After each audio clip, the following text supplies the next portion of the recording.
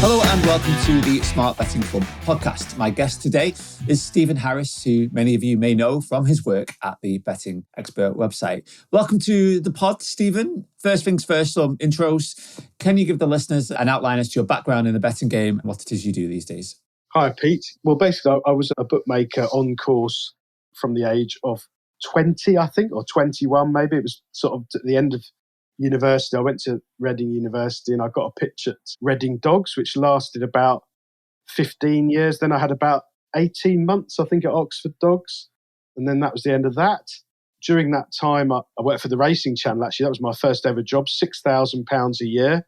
Obviously, haven't managed to earn quite as much since then. But I did work for Sporting Index after that for a few years. And then UK Betting with Sean Graham for a few more years. But for the last 15 years, basically, I've punted and worked from home and done the Betting Expert site for horse racing. So, yeah, I've done lots of different things, basically, but mainly a sort of punting and bookmaking background. What would you say to people what you do these days? What derives your main income, or is it just a blend of things? A blend of things, really. I mean, I'd hope to win punting, but not in any huge scale. Certainly, I play a lot smaller now than I did in my 20s. As I say, I do Betting Experts and the odd podcast or two and keep my hand in punting. I love the challenge every day of betting. I mean, it's all on the exchanges these days, Betfair or Matchbook more and more. I think that's improved past Betfair, in truth. Very good exchange. And I do sort of most of my business on there, really. Okay, well, there's plenty that we'll get into in this chat. But first of all, your time bookmaking, you started off as a 20-year-old. You got your own license at that point. So you started off on your own rather than working for somebody else, as I understand it. What got you into wanting to be a bookmaker? Well, I used to go to the dog. My dad originally, who actually died when he was 56, very young, but he did take me to sort of Plumpton and Fontwell and all the usual things. And we went to Wimbledon Dogs every Thursday from when I was about probably 12. I think I just loved it. I used to go and watch Tony Morris and loved the betting ring and the greyhounds and stuff. And I sort of chose my university because whatever was the nearest dog track. I know that's sort of like a cliche, but it's actually true. That's great. We went to look at Sussex and places like that. It was a bit far from home, but Reading University was like a flap, really, the dog track. But it was a great little dog track. And I used to go, when I was at Reading, I'll say it, this sounds, again, I hate sounding big-headed, but I'm trying not to be at all.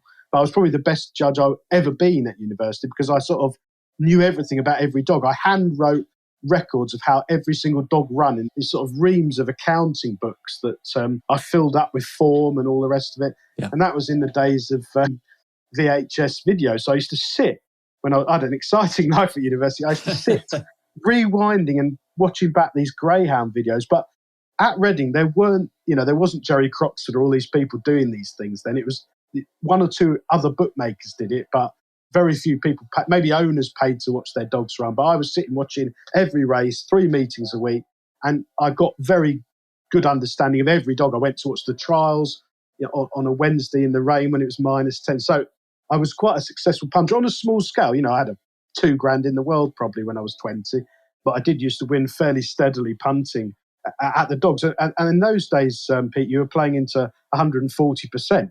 Right. It wasn't that easy to beat them. They were very careful, that you were playing against Terry Darton if you're a bookmaker and things like that. So, yeah, I mean, that's how I got going. And anyway, after a sort of couple of years, I got talking to one of the bookmakers whose partner had dropped out. And I sort of got a pitch on the end, basically, in Harvos with somebody else for the first 5 years. And then in my own name for the last 10, I suppose, or 12, something like that. So, yeah, it sort of escalated, really. Was there any particular reason or particular point in time where you thought, do you know what, I'm doing well punting, but I think there's perhaps more edge or more interest for you from being a bookmaker? Yeah, well, in those days, which is the 1990s, I guess, Christ, how old I am, it was a very vibrant market. I mean, bookmakers said to you it's gone then because it had been a lot better before, but it was still busy. Yeah. We used to moan on Tuesdays because you'd walk on, you'd only take 100 quid on the first race, but by the last race, you'd probably take 400 or 500, 600 quid. So over the night on a quiet Tuesday, you'd take $5,000. I mean, now that is unbelievable. I mean, first of all, there are no bookmakers at any dog tracks anymore to speak of. I mean, it's just mythical. Certainly during the week, maybe on a Saturday, 2 or 3 of them go and stand like statues outside. But it was a very vibrant market. So it was quite exciting. And you were playing against some very hot punters, some very hot kennels, Terry Dartnell, the Baker boys, David Vass, Tim Holt, very hot. When they had a bet, it meant something. But there were a lot of punters, a lot of good punters, If you wanted to stand a favourite and you went 6-4 first from 5-4, there's no Betfair. And the punters would wait because I used to go up first from the start, basically. And they loved that. They would be round the joint because you did make mistakes, and nobody knows what price anything could be. You could make something 8 and it might have been an even money chance, But the flip side of that is you could lay a lot of dogs. So, and I used to stand rags. I mean, I think I got things right then because I'd watch the trials, and if they looked half lame in the trial.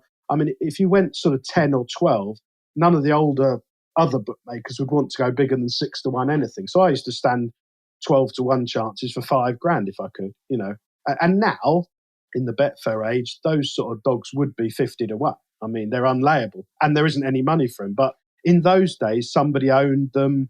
I went 12 and everyone else was 6. It looks like a bargain. It looks like you're a clever dick. You're doing something, you know what I mean? So punters fancied taking you on, But there were big ups and downs. I mean, it wasn't a license to print money by any means. I could have easily gone skint 3 or 4 times in the early days. You overstand things. You play the wrong people who don't pay, blah, blah, blah. So, yeah, I mean, it was an exciting time. And the other thing, Pete, is that when you're 20, things are a lot different to when you're 40. You haven't got a mortgage, you haven't got any kids, you haven't got a wife at the time, so your whole attitude's different. I think that's true of punting as well, by the way. Well, yeah, I think that many of the people that I speak to, especially, are kind of our vintage, and they got into it and learnt the ropes, if you like, had the time and the money to take a risk in their 20s, and then you settle into something that works for you a bit later on in life, a bit more comfortable. So what happened then? Obviously, you did that for, we say, 15 years, and then you obviously worked at Sporting Index and different firms. Talk me through what took place. Well, I mean, I think that the thing to say, I'm not saying it's bloody hard work. It's not digging coal out of the ground, that's for sure. But no. I was sort of getting into Sporting Index at like probably 6:30 to do the racing for them. And then I was getting a cab from Paddington, racing out the door as the 4:45 jumped off, get to Paddington, jump in a cab, get to Paddington, go to Reading on the train, jumping another cab, get to the dogs, have something to eat, price, check the non-runners, the weights, do the prices again, bet on 12 races, get back to London at midnight. The whole thing starts again at 6 a.m. You can't do that for that long because you'll be dead. I mean, it was relentless, And then there's evening racing as well. So you get trapped. The days you're not doing the dogs, you're trapped doing evening racing. My whole life was sort of a blur, really, So, I mean, I ended up just doing the dogs, basically. Reading shut, which was a disaster. I mean, that remains a disgrace. I mean, it was a vibrant, well-run dog track. I mean, they hadn't spent £1 on it, but it got very good crowds. And as far as I know, it's still laying. I mean, it's not derelict. I think the site's been cleared, but it never got used. So, this must be 15 years ago. It's shut. So it's long, long gone. And it was disgraceful. The council sort of moved in, and that was the end of that. So I went to Oxford for a bit. That was on the bags. So it was the first time I'd ever sort of been allowed to bet on the bags. And Betfair had just started to come in. Mm-hmm. So, I mean, I'll have to be careful here because I don't want to get anyone into any trouble, but there were quite a lot of moves if you're an on-course bookmaker with the bags in those days that there aren't now. Yeah. I mean, there was 3 of us betting there, or 2 of us betting there, Richard Dunn and I, a lovely fellow who still bets at Perry Bar and at Oxford. He's basically been instrumental in reopening Oxford, actually. He's a very good bookmaker and a very nice person, but if you're stood at a dog track, I drove 2 hours to get to Oxford and stood there for 4 hours. There's 3 people in the stadium. I mean, you're doing that twice a week. You've got to be an absolute maniac, haven't you? So there were moves that, maybe some dogs might have been bigger prices than they should have been and all the rest of it. So Oxford didn't really take that kindly to me. I think I shook the market up a bit. And anyway, I parted company with them after about 8, probably a year and a half or something, which was quite a big stink at the time and quite a bit of a shock to me. But, I mean, to be honest, Oxford then shut 6 months after that anyway, so it wouldn't have made any difference whatever had happened. So, so that came to an end, really. And I still miss it, Pete. I miss the banter. I mean, my friends, I'm quite a winder. I do quite like winding people up and chatting, and having the banter with people. And there was a lot of banter at the dogs, There was a lot going on. There weren't many nights where you sort of went to work and you were bored halfway through anything. There was always something. There was always a move. There was always somebody sort of cracking away, or a new punter appeared, or there was a stroke being pulled, or gossip. And I had some really nice people work for me, a couple of lovely, Alan and Dave and Steve and Mike, lovely people, who are friends really. And it was fun. And again, I think when you're in your 20s, whether you've got £5,000 in the world or 50 quid, it doesn't actually make that much difference. As long as you can eat and you can afford to pay the restaurant bill, it's not that much to sweat about, is it? Yeah, so in terms of the dog market, was it Betfair that precipitated its decline, or was it obviously what had happened at some of the tracks? Because these days, obviously you're betting at Matchbook, in terms of dog punting, it seems quite a difficult endeavour. Well, I mean, I think actually the exchange liquidity on the dogs has actually stood up pretty well. Okay. I mean, it certainly has on Matchbook now. I'm not saying it's as good as it was. We all look at the exchanges. I mean, I used to look at Betfair most races, most days of the week, and it was 500 grand was matched probably 3 or 4 years ago, and maybe 1 million at times on the better races, the bigger races at the weekends and stuff. I mean, I was looking at Perth yesterday. They were at the post, there's 21 grand matched. I mean, it's completely gone. Yeah. Whereas the dogs has probably always been, I remember Walthamstow used to be like 30 grand a race, probably 15, 20 years ago. And the dogs does limp up to 15 or 20 on Betfair even now. So, the only thing is I think that's changed, Pete, is that the money on there's not any recreational money at all on there anymore. Whereas I think there used to be people laying 100 quids out the jollies and all the rest of it. I think that's all gone. You are swimming with the Sharks. You are swimming with Jerry Croxford and Alan Richardson and Dave Clark and very good judges of greyhound. I mean, I haven't named, there's loads of them. There's an army of them. They've all been pretty successful over the years. And that's who you're playing against. You're not playing against Billy Bunter, the punter. Fancies having 500 quid on something at 6 to 4. That's not the fish you're swimming in the sea with, unfortunately, anymore. And then obviously from there you went to work at Sporting Index. You probably met a few of the characters that's still in the game now, right? From how I understand it. Yeah, well, a lot of them are still there. Yeah, I mean, I was at Sporting Index. I think when I was at the Dogs. I was probably 24 or something. I don't know. Yeah, and I stayed there for quite a long time, probably 4 or 5 years, something like that. It was great fun. They had some great punters. I mean, you used to get a fantastic card at Sporting Index off the scroller. I mean, some people listening to this might know like Steve Goff and Peter Gold and I don't know, who's the Ladbrokes guy, Mike Dillon and all. They had the hottest people in the world. I mean, Steve Goff and Peter Jones, I was trying to think of, when Steve Goff backed a horse, it basically won or something diabolical stopped it winning. Yeah. So when he come on and bought something on an index, we went up with all these races. Don't forget, this is almost before the days of early prices. There were early prices, but late, not overnight and not... So the markets were being formed very carefully and there was no Betfair to tell you the right answers of every race. And like Steve Goff would come on and buy something for 25 quid, that's all he was allowed, like 18. And the whole trading room would be one way or another, either fixed odds or spreads trying to get on this horse. I mean, it was literally ridiculous. Absolutely bathroom break. Everyone's taking a bathroom break. Yeah. Yeah, it was. I mean, the thing is, you were allowed to bet. Betting was encouraged. Yeah. It's not like these days. I mean, I'm told places like Fred's up north somewhere, they've got no windows in the office and no one's allowed to bet. I think they've got no windows to stop bricks being thrown through them. But anyway, that's another story. But I've heard the same. Someone was saying the other day they work for a big firm, not allowed to bet. Yeah. Which is extraordinary. You might as well you go and cut the grass or do something, what on earth? Imagine working in the industry not being allowed to bet. I mean, it'd be the most boring thing in the world, wouldn't it? But at Sporting Index, there were some fantastic judges who've gone on to do great things. I mean, Simon Trim did the football. I think he's got his own business now, and he became a director at Sporting Index. Eric Andreas, loads of Alistair Hunter, of course. I used to lay Alistair. I used to lay him his rugby, and he used to lay my racing. And basically, he is a character. I mean, when he had a nap in the rugby, I mean, they'd already won. He was a very good punter. But there were some fantastic judges and fantastic mathematical judges. I mean, I can count to 100, but I'm not.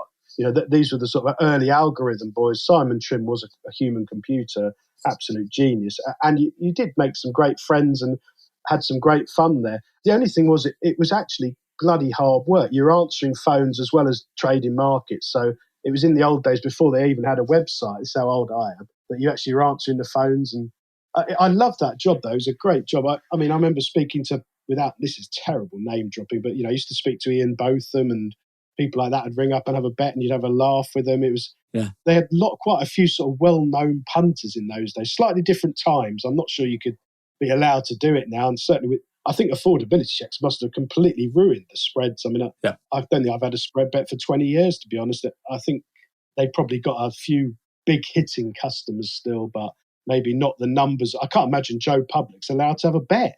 I mean, you probably need to be earning 10 grand a month to have £1,000 credit limit with them, I'd imagine, Yeah, exactly. I thought, well, we'll talk about affordability because that's no doubt having an impact on so many things these days, as well as spread betting, of course. So all that gave you this grounding. It sounds fascinating that what an upbringing and what a way to learn about the industry. And then at some point, you obviously built up your own betting. Well, obviously, you started off from doing that, but that's still a factor of what you do these days. I guess, have you ever been in a stage where you've just, since you were 18, 19, since you're actually living off your betting? Is it now just something that supplements what you also do outside of that? I need to win a few grand a month to play a draw betting. Right. Without living a fantastic, successful life or anything, but that's what I would aim to be doing every month. So I'm not playing huge. I'm not having, when in my 20s, I was a much bigger punter than I am now. It's much more restrained, and you're restrained within the margins of what size you can play in on the exchanges and all the rest of it. So, I'm not going to pretend that I'm a big hitting punter by any means now. I chip away and grind away like everybody else, Yeah. Is it the dog markets you mainly specialise in these days, or do you do anything in horse racing? I don't know. Yeah, I do Hove and Swindon mainly, and I do jumps racing for personal punting. I do get cards on the flat, so I'm not pretending I'm sitting here not having a bet on the flat, but I haven't got strong opinions on a lot of the flat racing. I think the trouble with the flat season is, and it's always been the case, there's far too much of it. You need to be a Patrick Veach to keep up with it. I think it's virtually a superhuman task unless you're going to sit from 1 p.m. till 9 o'clock at night for 9 months of the year watching racing. That's virtually impossible if you've got any kind of life other than punting. So with the jumps, I find it much more managing. I watch every race over jumps. I've got a database. I price the races up I want to play in, and I play accordingly. And I do get quite a bit of help, but I think probably more help than I used to get from certain yards, which is useful. Although a lot of the time it's already flagged in the market. Anyone who's probably listening to this who takes an interest in betting will know there aren't that many secrets. If somebody tells you something, it's almost certainly already flagged on the exchanges, Of course. And so when it comes to the dog, you specialise in those 2 tracks. Is that just in terms of, being able, just narrowing it down to a more manageable number of races and dogs? Yeah, it's all boring stuff that I'm sure your listeners have heard before. But if I price up a dog race, I'll price it up to 100% almost exactly, which I've always been able to do that. I did that when I was a bookmaker at the track, that I'd sort of have in my mind.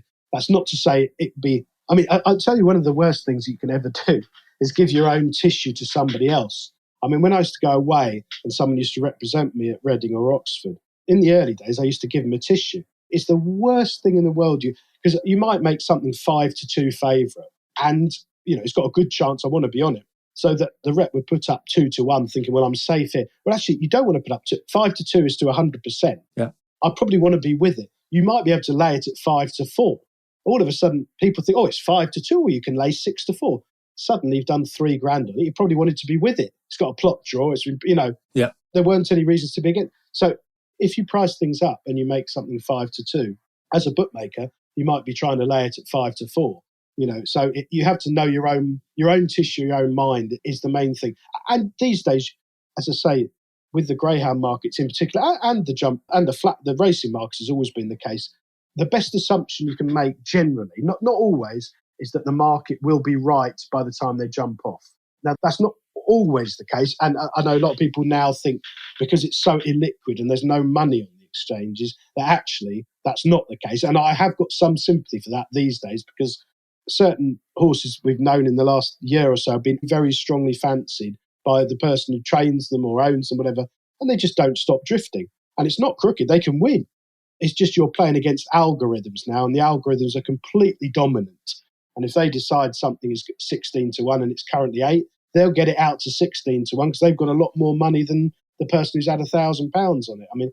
The markets, I think now, again, it's probably a discussion for another day. The markets are often a lot more interesting than the actual races themselves. Yeah, because those algorithms can't bring into subjective information such as what a trainer might know about a horse, or, in terms of its performance, or if there's been any potential plotting that's taken place on a dog race, for example. So yeah, one of the opportunities you've got now as a punter, certainly with an exchange like Matchbook, which is very go ahead and that their markets are very liquid one way or another, is that they have decided that something is a 5-to-1 chance, and there is a lot of money on each side of that. Now, you might make it 10 yourself. I mean, with markets like the greyhound market, there's definitely more opportunity there is than a 6-furlong maiden at Newmarket, where you literally are playing into any money there is probably pretty accurate. And if there's weakness about a certain horse, the market will know about it. And if there's strength, what I've always found with the racing markets generally over the years, certainly since the exchanges started, is that when you think something's an absolute bargain to lay, you're probably going to be wrong. And it was certainly the case in the early days of the exchanges when every hot person in the world was on there. These sort of I remember when Betfair started.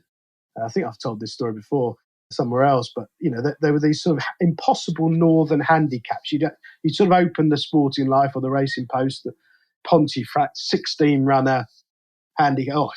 You can lay 4-to-1 that and 4-to-1 that. I mean, it's 6-4 coupled in a 17 run. Is the worst thing in the world, these big field handicaps where you think something's a bargain to lay. You're laying 6-4 coupled. You think they'd finished first and second. They were drawn 1 and 2, and it was like a 15 length advantage to be against the rail at Pontefract and things like that. Now, I think the markets, both those 4-to-1 chances will both be 5-2. Mm-hmm. So, all that's left on the exchanges, there aren't idiots like me at the start of Betfair thinking, I'm sort of Billy Big Bollocks, I'll take the world on and lay the front two at 6-4 coupled in a handicap. The only people left are the hot people who know that they're both 5-2 chances. So they actually are 5-2 chances, the pair of them. So my eyes lit up. I was used to being quite this was Sam Rob. I was used to being a strong bookmaker who knew exactly what I was looking at in a small world of sort of Reading dogs, where I felt like I knew what the right prices were roughly and who to play and what to do and all the rest of it. And you got into Betfair with that same sort of chest puffed out, clever attitude, thinking you're a genius, and you find out you're not. Yeah. I remember Johnny Lights saying, this game tames lions, and it was a taming experience at the start, Yeah, and so when it comes to dog betting, I must admit I haven't done much at all in my time, but there's a reputation that dog betting isn't isn't as fair as perhaps other sports. Is that justified, do you think? No, I don't think. I think it's as straight as anything. I genuinely do. I mean, funnily enough, this is 2 days after they ran a ringer at Swindon, didn't they? I don't know whether you've seen that on Twitter. I saw that, yeah. They actually deliberately ran the wrong dog. So, of course, I mean, that's not going to help people's perception of dog racing. But I'd say that most of the thoughts about it being bent and crooked and plotting, and it is based on people not really understanding what they're looking at in the first place. Now, obviously, these days, I mean, one thing that's changed in dog racing is I used to stand dogs off trials a lot because they'd been off injured or in season or they'd been lame or whatever, or they had the cough, whatever. Yeah. And it would take a run or 3 to get them back to sort of full fitness. But now they really can get them completely ready in the kennels if they want to be on. So the mileage in laying dogs off trials has probably gone. If there's money for them, they're probably fit and well and all the rest of it. So, and of course, the other thing, Pete, is the prize money in dog racing is generally speaking absolutely diabolical. So these trainers have got to bet, or the owners have got to try and bet. So of course, where there's punting involved, they're not running for trophies or great prize money. Then of course there's betting. But no, I would say that with the dogs, it's pretty straight. Certainly, if you do a track like Hove, which is an extremely fair running track, the top trainers probably Seamus Cahill or Derek Knight. These are long-standing, well-established, upstanding. They pay a lot of money for dogs, and they've got very good dogs. And you can rely on your eyes, which is, I think, at the end of the day with punting, that's what you want to do, basically. You want to have your own opinion, because that's what you've got exclusively yourself, without relying on other people to tell you whispers or tips or fancies or stories, or this has been crooked or this is off today. And I think over time, you're better off letting your eyes rule rather than your ears. That makes sense. And it goes back to what you were doing early on when you were talking about the university days and watching VHS videos. You were the most informed punter there, or one of the most informed, which is why you're able to make an edge from your own form study and putting that time and effort in. Yeah. I mean, I think it is hard to find an edge now. It's not easy. I think it has got much more difficult. With the exchanges, a lot of people can see roughly what the right answers are, whereas before, I mean, changing the subject slightly, I think a lot of racing traders now who work for some of these big firms would struggle to price a race up. In fact, I know they would. They haven't got a flipping clue, have they? I No. mean, there's one prominent one on Twitter. I mean, if he told you it was Thursday afternoon, you'd ring the speaking clock. I mean, everything he says he gets wrong. I'm not going to name him to embarrass him, but I mean, if you follow Twitter, it's pretty obvious. But I mean, you wouldn't let some of them cut your grass, to be honest with you. But, you know, Betfair has sort of saved a lot of people because it provides the right answers, and there's no effort involved, is there? No. Everyone can see what the prices are, and you just go up. If it's 15 to 8 on Betfair, you go up 13 to 8, don't you? And that's what they do. And they're all automated robots now controlling their markets, and they don't even have to move the prices. No, the skill's gone out of the game because Betfair's doing it for them. Yeah. Let's pivot a little bit then. Let's talk about the industry, because you referenced that earlier, affordability and its impact. I'm keen to get your take on it all, because especially with your experience in the industry and working on both racing and dogs and in your own work betting on the exchanges, how has affordability impacted you, and what's your take on it all? I mean, first thing to say, sort of what you said, it is really, I'm a much smaller punter now than I used to be, partly age related and partly outgoings related. But I got done for affordability probably 2 years ago, I think. Yeah. But result, you know, gave everything, pension statements, value of the house, earnings, tax returns, did all that.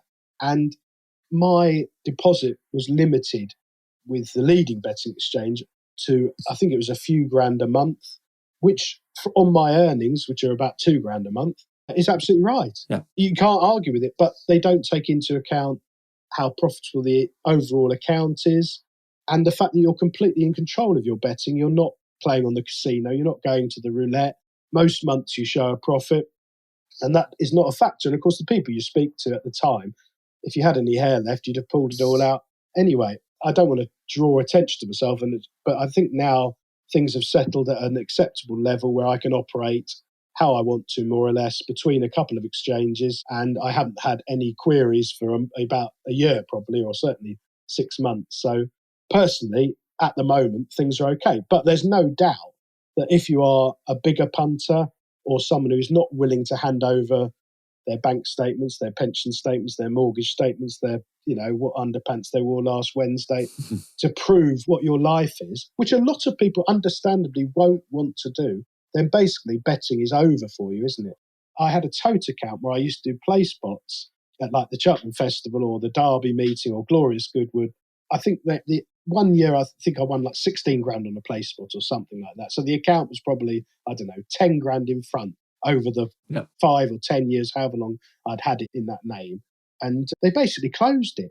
I mean, so I've always slightly suspicious. I know this is, you sort of disappear off on a tangent, but I do think that the affordability checks have been used to iron out the most profitable punters first, or certainly punters who the firms thought were not much use to them. Now, if you're running an exchange the straight way, whether someone wins or loses should be neither here nor there, because you're providing liquidity into the marketplace. But I've always been slightly suspicious, without naming any exchange in particular, that some of the business was being matched by them a lot of the time. Yeah. And so if you were winning 20 grand a year, it didn't suit them at all.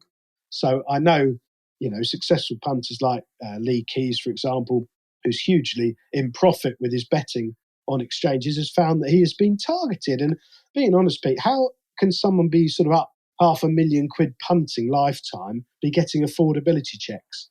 I mean, it's absolute nonsense, isn't it? That's got to be the immediate starting point of there's no need to ask Lee Keys or anyone about their business.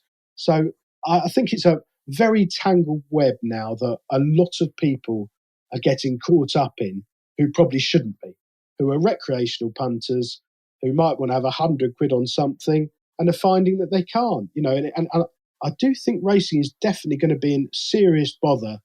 I think it already is, because I mean, the Gambling Commission talks as though these things are coming down the line, maybe if we all have a friendly agreement and a consultation and a load of nonsense. But really, they've already come in. Oh, yeah, they're here.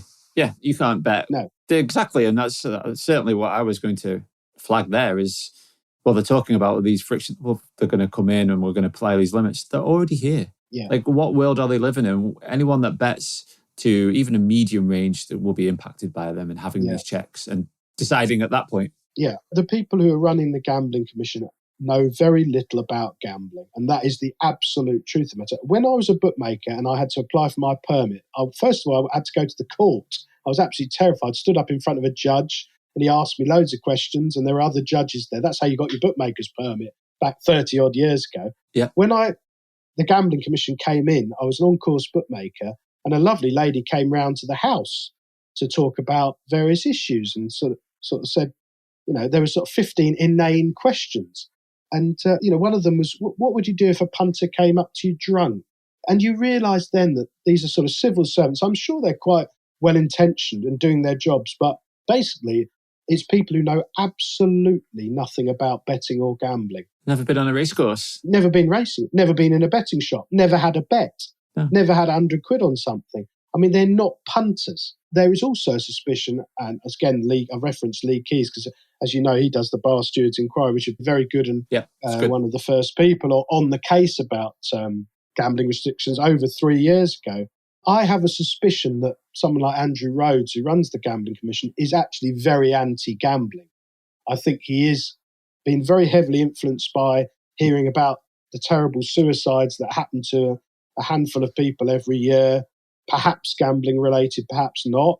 And I think in his mind, he views gambling as an evil. And if it can be got rid of, then more's the better. And I genuinely think that's true. Now, that's an opinion he's absolutely entitled to, but it's probably not an ideal one to have if you're running the Gambling Commission at the moment. Well, all the evidence would suggest as such. It's for a government-run organisation, you'd expect neutrality, you'd expect to listen to all sides of the argument, but they do seem to be falling on one side only and taking one particular approach. And like you say, don't seem to have any experience. And the whole thing's a nonsense, Pete. Let's take an example. So, okay, there's 40,000 people at York a couple of Saturdays ago.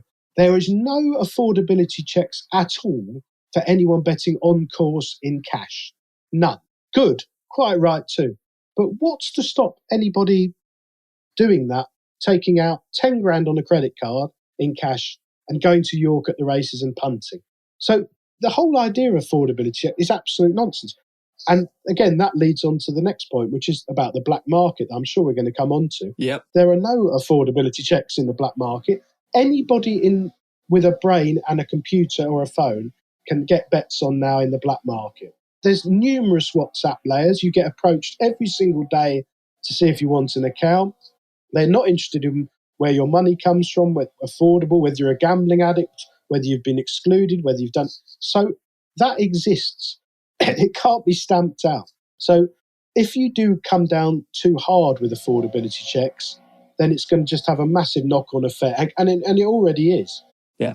Have you used any of yourself, any of these black market guys? I've got access to a couple, but as I say, I play on the two exchanges basically. So I don't need to bet things at SP or the show. Incidentally, the shows, which in the old days were taken from the honest bookmakers at the track for the dogs, now are derived directly from the exchanges, but they get to 130%. So there's never any show.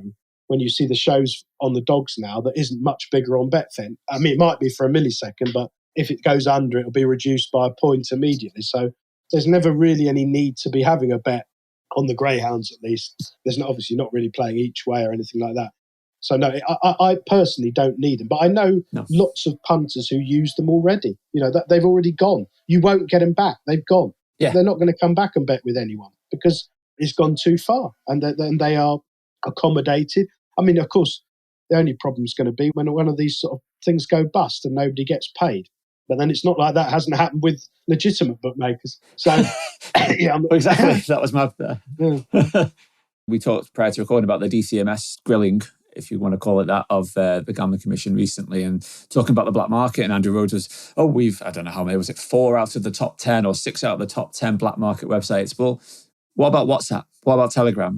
How are you going to stop people being contacted through platforms like that offering bookmaking services? Because you don't need a website to be a black market bookmaker. You just need a phone. Yeah, to give some balance to it. I mean, I personally think that if you are under, let's say, 20, I think it's not a bad idea that there is a limit that has to be imposed, preferably by yourself. And if they want to be betting more than, let's say, 500 quid a month, maybe they should have to jump through hoops, because we've all heard horror stories of the young lad nicking mum's credit card and doing, in the past. Sure. And there's no doubt that the bookmakers behaved appallingly with a large number of people who lost an awful lot of money on roulette and casinos. And so I'm not a defender of the big bookmakers at all. A lot of this is self-inflicted. They have brought it on themselves through not conducting some kinds of checks or siphoning people off to Montenegro or wherever they're Gibraltar or wherever they pushed the money to, or Malta.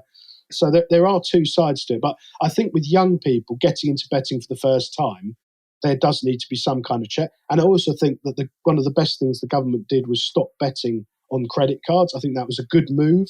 I think that made it a lot harder for people. Right, you can still go and withdraw cash from your credit card, put it in the bank if you want to do it. But you've got to jump through a few hoops, and maybe the time involved makes it harder and all the rest of it. So that's progress.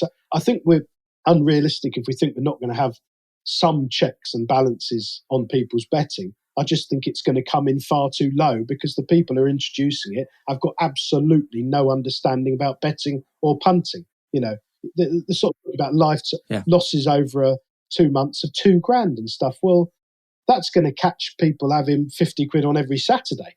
The people who bet race to race on a Saturday or do a football acca on a Monday night, or it's literally going to catch everyone, isn't it? It is. And that's probably why we've got don't get down that rabbit hole of what's happening in the Racing Post, the Government Commission, but the Racing Post have got this big campaign, and they weren't campaigning about restrictions or what's impacting winning punters because it's only a small percentage, but the number of people now being caught up, especially Racing Post readers, is far greater with these checks. Hence why they have to start running their campaigns, and then so that's led to all the tension. Yeah, it's very interesting. I mean, my view of the Racing Post, I mean, Millington, who ran it, was one of those, the Fobties are just a bit of fun brigade, wasn't he? He was absolutely hopeless.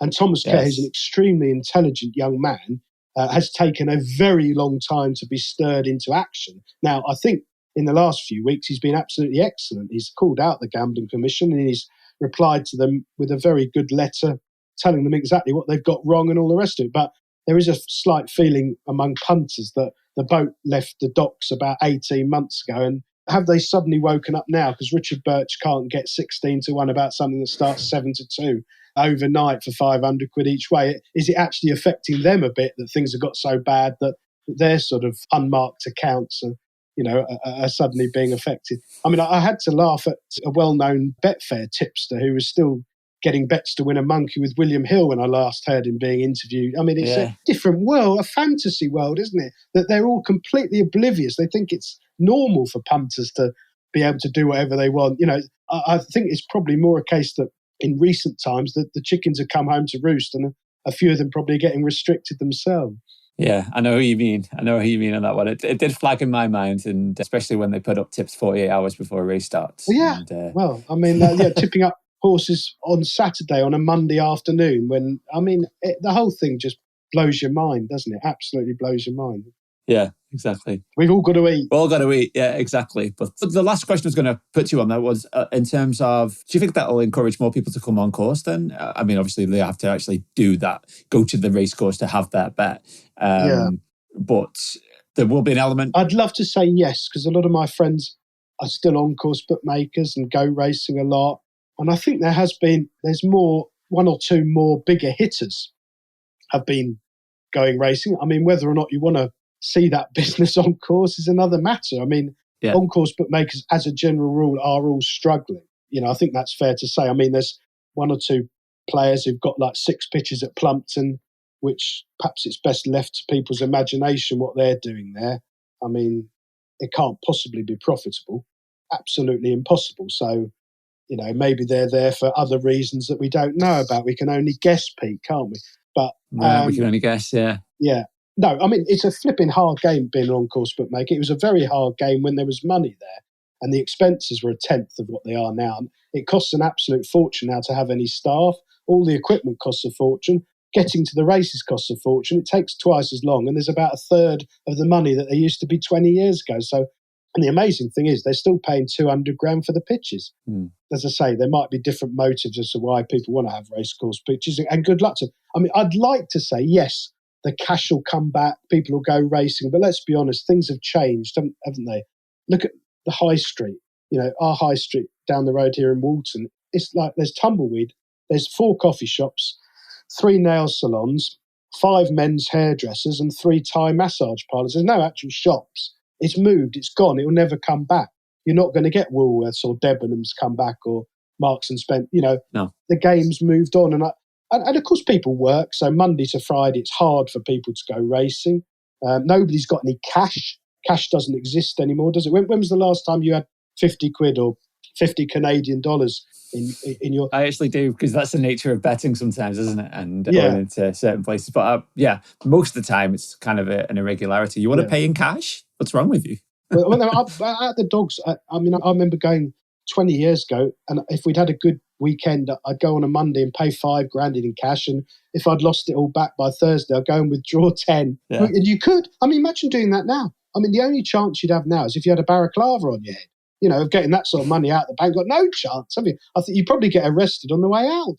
That's how things have changed. So, people have not got any cash, and habits have changed. And I've got a lot of sympathy for on-course bookmakers. I think a lot of them are still trying to do the right thing. Some of them still bet to the right place terms. Some of them offer best odds guarantees, and they look after their regulars, and they're all struggling to survive and get a living, and they get conflated with off-course bookmakers a lot of the time, which is wrong. Yeah. On-course bookmaking should be treated completely differently.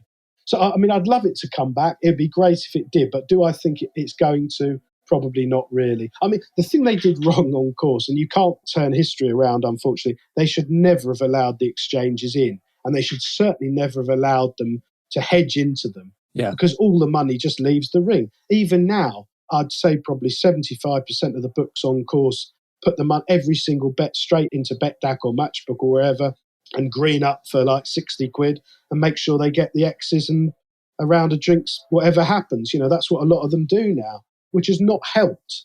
Punters don't want to go racing and see 12 boards with all exactly the same prices on, changing without any money changing hands, and hedging onto the exchanges probably ruined the on-course market more than anything, because every time someone has a bet, it disappears into cyberspace. It doesn't stay in the ring. That was a mistake. I know Barry Dennis, who was one of the big shouters about Betfair in the early days and what a marvellous thing it was and all the rest of it. He knows that was a mistake now, that they embraced it and hedged into it and used, because they basically killed themselves doing that. Maybe it'll come back. If affordability checks come in at like 100 quid, you're either going to have to give the game up or you'll have to go on course, won't you? Yes. Or the black market. Well, that's it. What'll happen is you'll go to the black market, won't you? I don't want to sit on the M25 for 3 hours to get to Plumpton. I love going to Plumpton and Fontwell, but if there's traffic, you can't really justify spending 3 hours of your day sitting on the motorway, can you? To go and get 6 to 4 something that's 2.6 on Betfair. It's very hard to anyway, isn't it?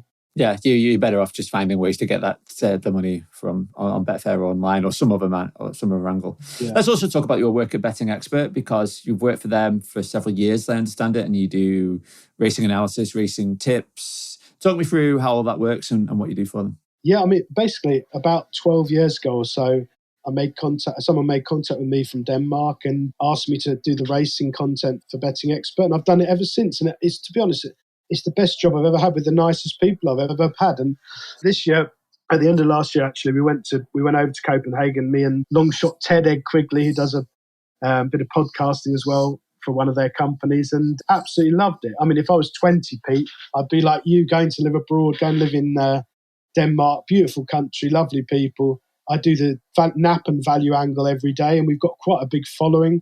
There's a YouTube video every day that gets produced for me. I do the content for.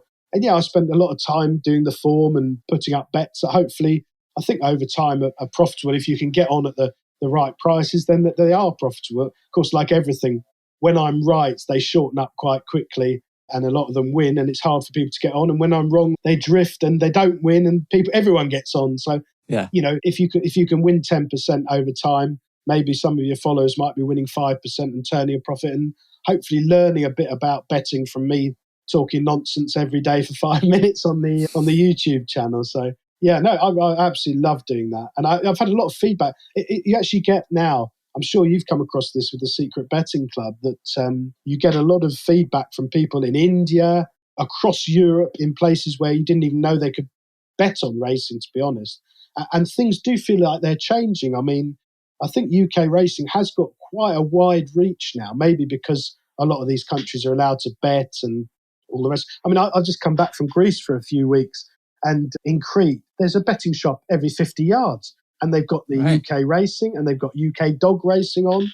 So you'd hope at some point there must be some financial benefit to racing and greyhound racing from this happening, because it does feel like it's sort of spreading, the market for it must be growing quite rapidly.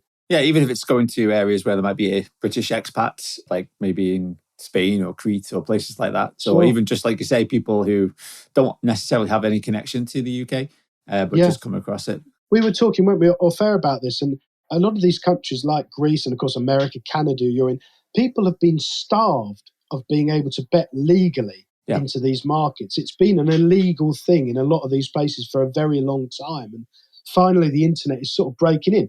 And from a sort of big bookmaker point of view, one of the reasons firms like 365, etc., are so keen to get into these emerging markets is because the punters have been treated so badly in the past by sort of massive tote margins or huge illegal bookmakers offering mega margin products that they actually think 112% on the Premier League. It's sort of like a gold rush, isn't it? They're sort of rubbing their hands. They can't pound shit. And I think America's going to be like that. And obviously it's early days, but it sounds like, some of the volume in America is absolutely incredible.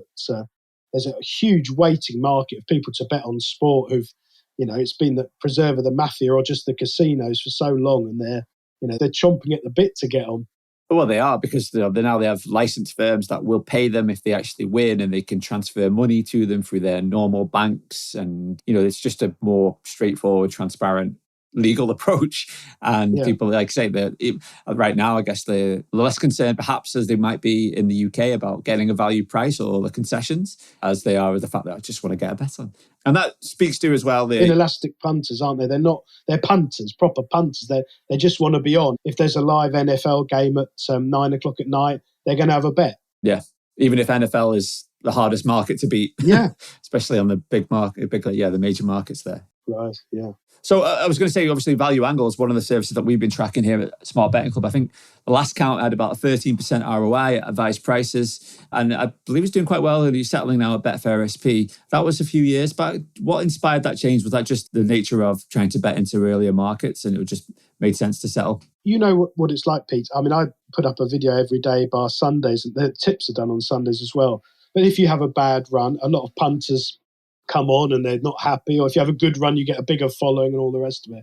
But a lot of the time punters would say, well, I put the tips up the day before the videos get made and all the rest of it, and a lot of the time you're guesstimating prices, and a couple of non-runners might come out and the video's up and it's like 8-1 and the horse is 7-2, and people think you're trying to do them, you're trying to cheat them by telling them it was 8-1, and they say, well, hang on, it's only 3-1 on William Hills and it's 4. So we've now, over the last few years, I think we just settle at Betfair SP. So at least then it's sort of fair for you're not settling on mythical prices that probably didn't exist. Mm-hmm. So if you can still make a profit at Betfair SP, I think it's fair to everyone. And I've always said to people on there that it's a free service. I'm doing my best to win for them. And if people follow it, and we get sort of 1,000 hits every day, people watching it, and hopefully listening to me talking nonsense about racing or betting helps people to get introduced into the sport. And if you're going to the races that day, maybe it's useful, and and hopefully the content's moderately interesting and it's a help to people.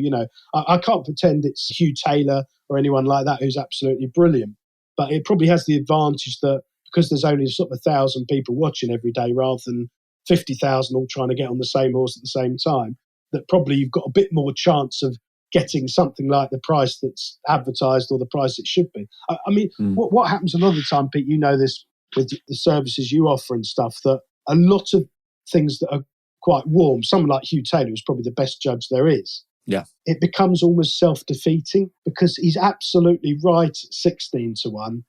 You're probably playing a draw at 8-1 and you're probably losing money at 11-2, aren't you? And what happens is the 16-1 is mythical.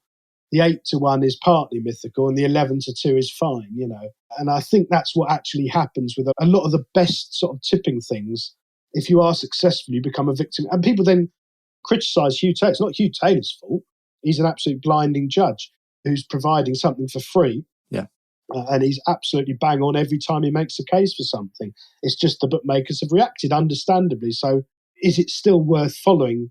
I read a lot of your blogs and stuff where you uncover new people. And sometimes that's the more exciting thing, isn't it? To follow someone new who's just started and seems to be. And Twitter is wonderful for things like that, for finding young people who are got the dynamism and the intelligence, and they've found an angle. And in the early, like the first year of these things, if you can catch something new or find an edge yourself that's new and ahead of the market, is probably when you've got most chance punting these days. Yeah, well, do talk about Hugh. I was just thinking about a couple of pros that I know, and they bemoan anytime Hugh puts something up because they want to bet a bit later in the day once the markets will absorb their money. And then Hugh Taylor puts something up at 16s that they had their eye on. And suddenly they think, well, that's ruined that particular one. I mean, the thing is now, these early markets are completely mythical and very often manipulated. So if you think, blimey, that looks like a big price, it's probably someone knocking it out on the exchanges, because there's an awful lot of people doing the same thing who are trying to get on horses in the shops or maybe online or maybe privately on WhatsApp with people that into a sort of market that's seen £7,000 change hands by 2:00 in the afternoon. It's quite easy to make anything any price you want. I mean, I think that's one of the problems of getting on in terms of certainly horse racing now, is that the bookmakers themselves have got zero confidence in the prices they put up because they've got absolutely no idea whether they're the right prices or not. No, it's a very good point about the horse racing market. And yes, so sometimes you get new people that come up, or they have membership caps, or they refuse to have anyone that places bets on the exchanges until closer to the actual race starting time for some of those reasons. So it's not as straightforward as it perhaps once was. Just get the bet on at the best price whenever you can. And nowadays, you have to put a little bit more effort into it to eke out a good profit. To sound really old, one of the things got me going punting when I was in my 20s was I used to back a lot of horses each way. This is pre-Betfair, or certainly in the 5 years before Betfair came in. And no one understood what the correct place terms were. So literally it was 6-4, 4, 4, 8 and 33. And you could be on the 2 4-1 chances in a novice hurdle each way to whatever stakes you wanted. Now, you're obviously getting 4 to 5 a place to be in the first 3. On Betfair now, they'd be 5 on a place, 1.2, and you were getting 1.8. So people who are sort of younger are used to the exchange model now. But when there was no exchange model, the bookmakers didn't know they were 5 on to be placed. They were laying 4 to 5, and it literally, I'm not saying it wasn't easy, but if you had anything of a half decent opinion, you could play with the odds colossally in your favour. Whereas now, I think that the 5 on a place is the right price. It's probably too short, if anything. But the market's corrected itself and everybody can see it. That's what I mean. So if you try and back a horse each way now at 4-1 with one of the bookmakers that might be 5.2 on the exchanges, you won't be able to get on because they don't want to lay each way bets, understandably, on those races. So. Yeah. No, it makes sense. Yeah, those edges you have to adapt, as obviously there's more transparency, all the information is out there. You've got the algorithms, like you say. I think adapting is the hardest part. I mean, we can all find things we're quite comfortable doing, but adapting and getting the staking right has always been the hardest part. I mean, a couple of years ago, I sort of found a clue to laying things. I still do lay things a lot for a place in the dog market, which is a separate market on both Betfair and Matchbook, which does offer, I think, quite a lot of value. So, for instance, if there's a couple of front runners in the race, you might want to lay them both at a short price to be placed, knowing in your head that if one of them leads, the other one won't finish second. And occasionally they might ruin each other and both be out the first 2. So a lot of the time you can lay 5-4 one and 11-8 the other and get them both ironed out within your mind. Very little possibility of them both copying. So, the worst case scenario is one of them is in the frame, the other one isn't, and you lose a small percentage. But every now and then you get them both beat. But of course, what's happened with that is that the robots or the algorithms who are funding those markets have adapted, and they're not in a rush to be taking short prices about front right.